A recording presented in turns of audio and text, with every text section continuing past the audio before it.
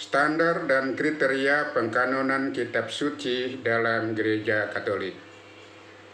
Standar dan kriteria pengkanonan kitab suci dalam Gereja Katolik didasarkan pada tradisi, otoritas apostolik, dan penerimaan komunitas iman Kristen awal. Yang pertama, dasar dan kriteria. Kriteria yang pertama, inspirasi ilahi. Kitab-kitab yang masuk dalam kanon dianggap atau dipercaya diilhami oleh Roh Kudus. Inspirasi ilahi menjadi dasar utama untuk menentukan bahwa kitab tersebut berasal dari Allah dan berisi kebenaran iman sejati. Yang kedua, otoritas apostolik. Kitab-kitab Perjanjian Baru harus memiliki hubungan dengan para rasul atau murid-murid para rasul. Artinya, kitab tersebut ditulis oleh seorang rasul atau rekan dekat mereka yang memiliki akses langsung dengan ajaran-ajaran Yesus Kristus. Ketiga, konsistensi doktrinal. Isi kitab suci harus selaras dengan ajaran iman yang diterima dalam tradisi gereja. Kitab yang mengandung ajaran yang bertentangan dengan iman apostolik dengan tegas ditolak. Keempat, penggunaan dalam liturgi. Kitab-kitab yang dianggap suci digunakan secara luas dalam liturgi oleh komunitas Kristen awal. Hal ini menunjukkan bahwa kitab-kitab tersebut diterima oleh umat sebagai bagian dari penyembahan kepada Allah. Kelima, kesaksian tradisi awal. Kitab-kitab yang diakui sebagai kanonik didukung oleh kesaksian Bapa Gereja dan tradisi Kristen awal. Konsensus ini mencerminkan penerimaan kitab tersebut dalam komunitas iman sejak masa awal kekristenan.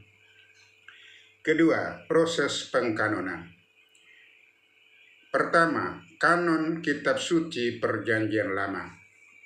Gereja Katolik menerima Septuaginta atau terjemahan Yunani Perjanjian Lama yang mencakup kitab-kitab Deuterokanonika selain kitab-kitab Ibrani. Kedua, Konsili Trente tahun 1546 secara resmi menetapkan daftar kitab kanonik Perjanjian Lama.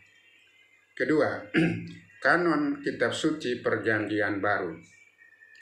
Kitab-kitab Perjanjian Baru mulai ditetapkan secara definitif melalui konsensus gereja pada abad keempat.